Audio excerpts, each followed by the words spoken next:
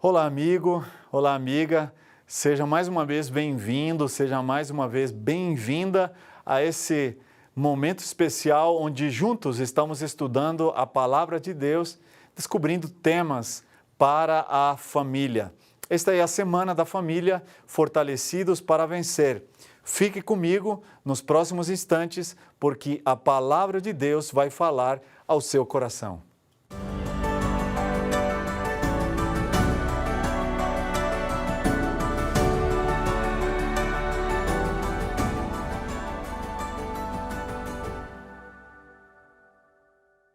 No tema de hoje, nós vamos estudar um assunto muito importante. Os últimos anos, o mundo mudou de forma dramática. Quando a gente lia nas histórias de antigamente, por exemplo, a guerra que houve no século passado, ou quando estudamos a peste bubônica que aconteceu lá pelo século XIV, não imaginamos que talvez nós viveríamos há tão pouco tempo atrás uma crise sanitária mundial nas proporções que tivemos do coronavírus e ainda estamos vivendo com algumas dessas sequelas. Grandes crises sanitárias ou guerras ou outros episódios que acontecem e que impactam fortemente a sociedade tendem a provocar medo nas pessoas.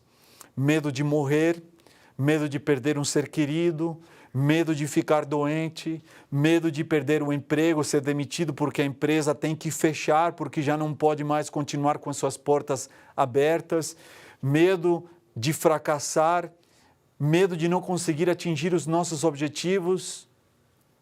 Enfim, existem muitos medos. E esse é o assunto de hoje e eu quero convidar você para curvar a sua fronte, se você pode curvar a sua fronte e fechar os seus olhos, para fazer comigo essa oração. Pai querido, Senhor, muito obrigado, porque mais uma vez podemos abrir a Tua Palavra. E nesse assunto tão importante que vamos estudar hoje, que significa como ser fortalecidos, a nossa família como pode ser fortalecida contra o medo, queremos, Senhor, encontrar em Ti, Senhor, a segurança e a paz que só Tu podes dar. Portanto, pedimos que o Senhor abençoe a cada pessoa que está assistindo nesse momento. Em nome de Jesus. Amém. Você sabia que existem aquilo que os psicólogos chamam de MARTA? Já ouviu falar essa sigla?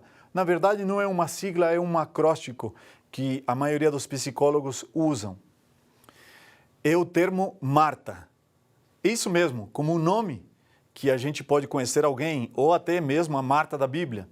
E eles definem esse acróstico Marta como o M sendo medo, o A sendo ansiedade, a letra R sendo raiva, a letra T de tristeza e a letra A de alegria.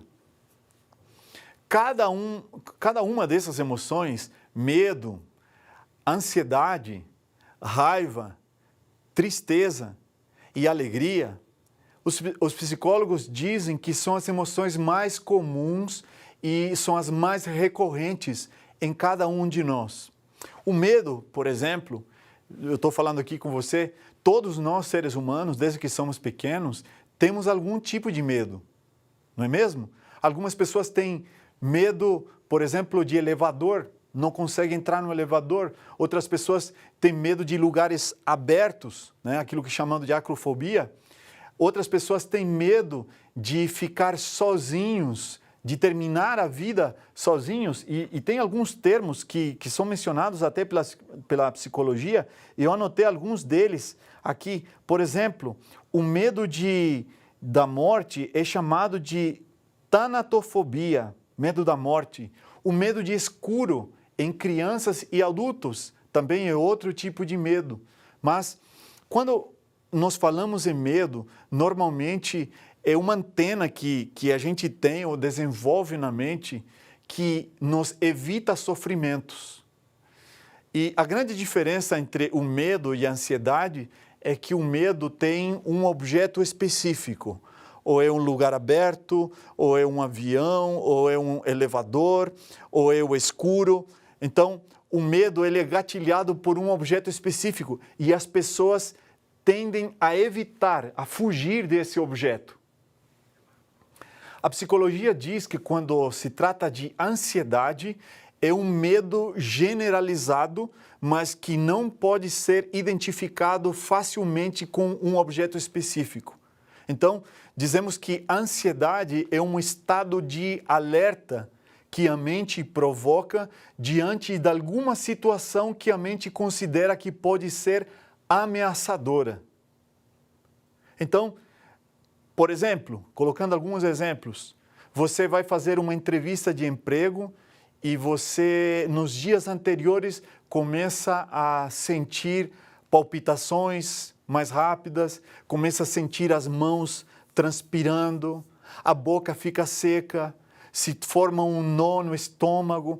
Todas essas situações são sintomas ali fisiológicos. Quando a gente fala de ansiedade, não estou falando coisa minha, estou falando o que os psicólogos dizem, eu não sou especialista na área, mas pelo que a gente vai lendo, existem três partes, pelo menos, em ansiedade. Falando agora de ansiedade, o componente cognitivo é onde a mente desenvolve alguma situação pela qual a mente mesmo fica ansiosa. E aí pode ser uma prova na faculdade, pode ser o vestibular, pode ser o casamento de um filho, pode ser uma situação de divórcio, sabe? Então, a mente vai desenvolvendo esse componente cognitivo, que tem a ver com as ideias. Mas, ao mesmo tempo, a mente manda um sinal para o corpo que se traduz em sinais fisiológicos. Tem gente que começa a sentir dor de cabeça só porque está angustiada. Quer ver mais uma coisa? Já vi pessoas que sentem dores absurdas no estômago, tem até que tomar morfina. Por quê? Porque estão vivendo um processo de ansiedade ao extremo. Tem gente que fica trêmula, tem mais diferentes tipos de reações fisiológicas devido a um processo de ansiedade. E o último componente que a psicologia diz na ansiedade é o componente comportamental. Ou seja, a pessoa tem alguns comportamentos diante da ansiedade, comportamentos típicos. Depois das reações, a pessoa foge, um comportamento de fuga, ela quer sumir do mundo, ela quer sair de casa, ela quer abandonar a família, ela quer abandonar a faculdade, não quer mais fazer a prova, ela quer abrir mão, sabe? Ansiedade, comportamento. Tem outro tipo de situação comportamental, é quando a pessoa está diante de um quadro de ansiedade um pouco mais severo, a pessoa fica checando as coisas para ver se consegue evitar alguma coisa que ainda não aconteceu. A ansiedade é o famoso e se. Já se reparou que muitas vezes a gente vive mais no e se do que no agora? E se... Como disse aquela música do nosso amigo Jefferson Pilar, né?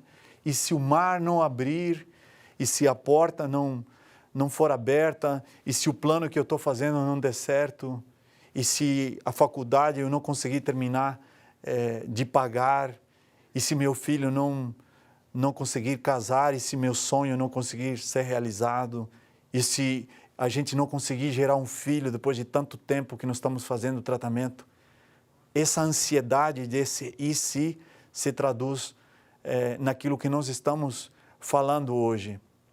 E sabe, na Bíblia nós encontramos vários e vários exemplos. Talvez um dos exemplos mais clássicos que nós podemos ler está aqui no livro de Êxodo, quando Deus chamou Moisés, lembra?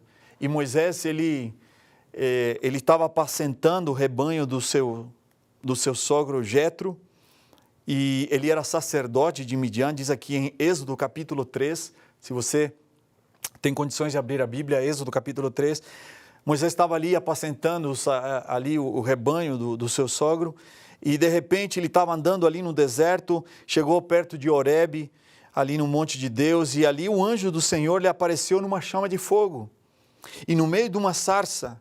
E então Moisés olhou, a Bíblia diz, e eis que a sarça estava em chamas, mas ela não se consumia. Normalmente, quando uma coisa está pegando fogo, vai consumindo ao mesmo tempo. E aquilo chamou a atenção de Moisés, ele disse, vou lá para ver, que grande maravilha é isso, por que a sarça não se queima? E quando o Senhor viu que ele se aproximava para ver Deus no meio da sarça, o chamou e lhe disse: Moisés, Moisés. E ele respondeu: eis-me aqui. E Deus continuou e disse: não se aproxime. Tire a sandália dos pés, porque o lugar onde você está é uma terra santa. E disse mais: eu sou o Deus do seu pai, o Deus de Abraão, de Isaque e o Deus de Jacó. E então Moisés escondeu o rosto porque teve medo de olhar para Deus. Aqui está aquela reação diante de um objeto específico, não é ansiedade, mas é um medo diante de um objeto específico. E aí o verso 7 diz: então o Senhor continuou e disse: certamente eu vi a aflição do meu povo que está no Egito, e ouvi o seu clamor por causa dos seus feitores. Eu conheço o sofrimento do meu povo. Por isso eu desci a fim de livrá-lo das mãos dos egípcios e para fazê-lo sair daquela terra e levá-lo para uma terra boa e ampla, terra que mana leite e mel. O lugar do cananeu, do eteu, do amorreu, do ferezeu, do heveu e do jebuseu. Pois o clamor dos filhos de Israel chegou até mim. E também vejo a opressão com que os egípcios os estão oprimindo. Até ali, Deus está falando para Moisés, e Moisés ficou encantado com a atitude de Deus. Ele pensou assim: Senhor, parabéns, porque o Senhor viu o sofrimento do seu povo, viu a aflição deles, viu os maus tratos, parabéns, porque o Senhor está tomando essa atitude, o Senhor desceu para livrar o seu povo. Mas dali para frente vai mudar completamente, porque até aqueles parabéns que Deus merecia, Moisés não imaginava quais eram os planos de Deus. E ele disse, a partir do verso 10, acompanha aqui na Bíblia, diz: agora venha. Deus chama, então envolve Moisés e diz: agora venha, e eu enviarei você a Faraó, para que você tire do Egito o meu povo, os filhos de Israel. Então Moisés percebeu que o plano de Deus não era só ele, o plano de Deus estava agora envolvendo alguém mais, e esse alguém mais era ele mesmo, o próprio Moisés. E então Moisés pergunta a Deus e diz assim: quem sou eu para ir a Faraó e tirar do Egito os filhos de Israel? E Deus respondeu: eu estarei com você, e esse será o sinal de que eu enviei. Depois que você tiver tirado o povo do Egito, vocês adorarão a Deus nesse monte. E Moisés disse a Deus: eis que quando eu for falar com os filhos de Israel, eles disser: o Deus de seus pais me enviou a vocês, e eles vão me perguntar qual é o nome dele. Então, o que eu vou falar? E Deus disse: eu sou o que sou. E disse mais: assim você dirá aos filhos de Israel: eu sou, me enviou a vocês. Disse ainda mais a Moisés: assim você dirá aos filhos: o Senhor, o Deus de seus pais, o Deus de Abraão, de Isaque, de Jacó, me enviou a vocês. Esse é o meu nome eternamente. E assim eu serei lembrado de geração em geração. Portanto, vá, reúna os líderes, os anciãos de Israel e diga: o Senhor me enviou. Eu prometi tirá-los da aflição do Egito e levá-los para a terra de Canaã.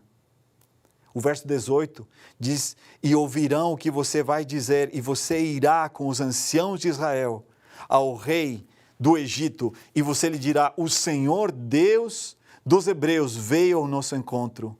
Agora deixe ir aos caminhos do deserto por 3 dias, a fim de oferecer sacrifícios ao Senhor. E a Bíblia vai dizendo que Deus faz um chamado a Moisés. E Moisés começa a se desculpar. Um pouco mais à frente, a Bíblia diz que o próprio Moisés disse para Deus: Senhor, eu não tenho condições de aceitar esse chamado. Eu não tenho condições de aceitar o que o Senhor está me pedindo, porque eu nem mesmo sei falar. Eu não sirvo para isso, eu estou aqui cuidando das ovelhas. Essas ovelhas não são nem minhas.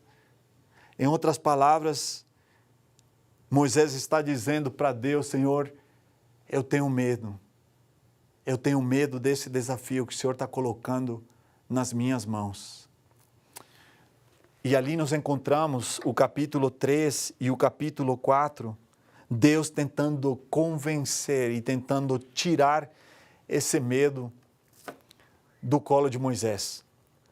Você já sentiu algum medo persistentemente ali dentro da sua casa, dentro do seu lar, dentro da sua família? Quais são os medos que atormentam a sua casa hoje? Tem preocupação ou ansiedade com alguma coisa? Veja o que teria acontecido se Moisés não tivesse enfrentado esse medo e aceitado confiar no Senhor. Provavelmente ele continuaria a apacentar os rebanhos do seu sogro Jetro. Sabe, normalmente Deus se manifesta no desconhecido. E talvez eu estou falando aqui para um pai ou para uma mãe a quem Deus tem colocado novos projetos na sua vida espiritual e você continua a querer viver cuidando dos rebanhos. Continua a querer fazer a rotina que você sempre fez. É interessante que a rotina é a zona de conforto, né? A gente tem medo do desconhecido. E normalmente Deus se manifesta muito mais frequentemente no desconhecido. Se Moisés não tivesse aceitado o convite de Deus a confiar nele, a lançar sobre ele toda a ansiedade, todo o medo, provavelmente ele não teria visto o mar se abrir, nem o pão cair, e nem Moisés estaria hoje onde ele está, no reino dos céus. Sabe, a psicologia e os psicoanalistas e todas as técnicas dessa terra ensinam milhares e milhares de formas para você vencer os seus medos. Mas a forma e a única forma que a Bíblia ensina é aprender a confiar em Deus como se fosse alguém real na sua vida. Esses tempos atrás eu estava indo fazer uma reunião da igreja, estava indo para um compromisso da igreja e no meio da estrada, em direção ao lugar que eu ia, era por volta das 3 horas da tarde, caminhava um andarilho com umas sacolas na mão. E eu passei bem rápido no carro onde eu estava dirigindo, estava sozinho, passei bem rápido e no rabiscar do olho eu vi que esse homem se voltou para a estrada e pediu carona. Eu fiquei pensando na história daquele sacerdote, do samaritano, que estava tão envolvido com o compromisso que ele tinha na igreja, que não foi capaz de curar o ferido que estava na beira da estrada. E eu continuei ao meu caminho, mas aquela imagem daquele senhor, parecia um senhor de idade, carregando as suas sacolas, ficou na minha mente nos próximos quilômetros. E Deus falando comigo, você é como aquele da parábola, não é? Está indo atender um compromisso da igreja, mas não é capaz de parar e dar uma ajuda, talvez alguém que está precisando. Aquilo ficou na minha mente e eu fui andando nos próximos quilômetros e passei o primeiro retorno, eu devo ter andado mais uns 10 minutos com aquilo na mente. Quando andei nos próximos 10 minutos, eu cheguei na próxima estação de pedágio, na próxima praça de pedágio. E aquilo não saía da minha cabeça. Então peguei e eu falei assim, eu vou retornar. E tinha assim um espaço entre os cones ali de umas placas e eu peguei e retornei. Andei mais 10 minutos de volta e ali estava aquele andarilho com sua sacola subindo aquele morro, naquela estrada, naquela BR. Eu baixei o vidro, do outro lado era uma pista dupla e eu perguntei, o senhor está indo para onde? E ele me disse, estou indo para tal cidade. Eu disse, não é possível. Essa cidade que ele está falando está a mais de 250 quilômetros daqui. Então eu disse, olha, me espere aí, eu vou contornar, eu vou retornar e já chego aí. O próximo retorno estava a quase 15 quilômetros. Eu olhava para o relógio, olhava para o compromisso que eu tinha, eu disse, não tem problema. E eu fui. O compromisso era no dia seguinte, então só haveria de me atrasar para chegar e descansar talvez um pouco menos. E fui, quando dei a volta, cheguei onde ele estava e eu disse, o senhor está indo para lá mesmo? Ele disse, estou indo para lá. Ele disse, pois então, pode colocar as suas sacolas no banco de trás. Eu peguei, abri as portas, colocou as sacolas e ele se assentou do meu lado. Ele com a sua máscara, eu com a minha máscara. Essa história não tem muito tempo. E nós começamos a conversar. Descobri que ele tinha praticamente a minha idade e que ele fazia aniversário 2 dias antes do meu aniversário, no mês de julho. E comecei a perguntar algumas coisas. E ele me falou da sua família, de um grande desapontamento que havia tido no casamento. E a partir desse desapontamento, há 9 anos, ele morava na beira das estradas. E eu fiquei pensando, eu levei durante 250 quilômetros conversando, e eu falei para ele, onde o senhor vai dormir essa noite? Ele disse, quando eu chegar nessa cidade que o senhor está indo, eu vou procurar um posto de gasolina e eu vou me estender ali em algum canto para dormir. Eu fiquei com vontade, disse, olha, por que o senhor não volta para sua casa? Volte para sua família. Tudo bem o que aconteceu com sua ex-esposa, ela já tem uma outra pessoa, uma outra família, mas você ainda tem filhos, você pode voltar, eu pago a sua passagem e volte para sua casa. Ele disse assim, não, eu ainda vou ficar mais um tempo por aqui.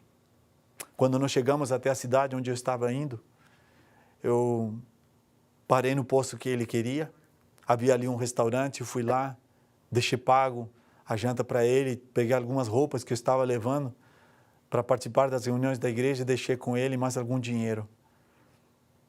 E eu fiz uma oração e me despedi dele. Aquele dia e durante as noites seguintes, durante muito tempo, lembrei desse senhor.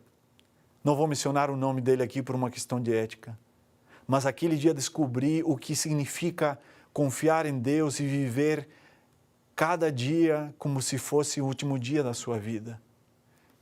Sabe, às vezes ficamos tão preocupados, e se isso não acontecer, e se o trabalho não der certo, e se eu não tiver aquele dinheiro para pagar aquela conta, mas aquele senhor só estava preocupado com a comida que ele iria comer naquele final de dia e o lugar onde ele iria dormir. Confiar em Deus como um amigo é não ter ansiedade pelo dia da manhã porque Ele tem cuidado de nós. Confiar em Deus como um amigo é saber que aquele que cuida dos lírios do campo, que alimenta os pássaros do céu, Ele alimenta a minha família, alimenta os meus filhos, Ele me dá as condições de poder viver e ter uma vida digna. Confiar em Deus é vencer o medo, é vencer a ansiedade, é vencer a tristeza, é abandonar a raiva, a amargura e passar a experimentar uma alegria que é permanente. Uma alegria que não vem porque você comprou o último telefone. Uma alegria que não vem porque você conseguiu mudar de emprego.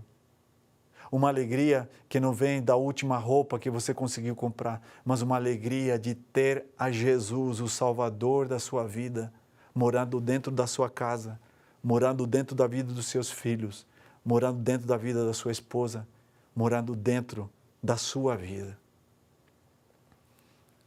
Moisés hoje está no reino dos céus, mas tudo começou lá atrás, quando ele decidiu aceitar o convite que Deus fez, quando ele decidiu lançar os seus medos nas mãos daquele que diz, não temas, eu estou contigo. Essa mesma frase Deus diz para você, e eu pergunto, você gostaria de lançar sobre Jesus todas as suas ansiedades? Gostaria de lançar sobre Cristo todos os seus medos? Se esse é seu desejo verdadeiro no seu coração, feche seus olhos, se você puder fechar, e faça comigo essa oração. Senhor Jesus, obrigado porque em Ti encontramos amparo. Obrigado porque em Ti encontramos segurança e porque em Ti encontramos paz. Ajuda-nos, Senhor, a cada dia a lançar todas as nossas ansiedades no Teu colo, Senhor, de a saber e a ter certeza que o Senhor cuida de cada um dos seus filhos. Abençoa esse pai, abençoa essa mãe, abençoa seus filhos que estão assistindo esse programa agora, que a cada dia nós possamos ouvir da Tua boca, Senhor, não temas, porque eu estou contigo. Muito obrigado, Senhor, por essa certeza, em nome de Jesus. Amém.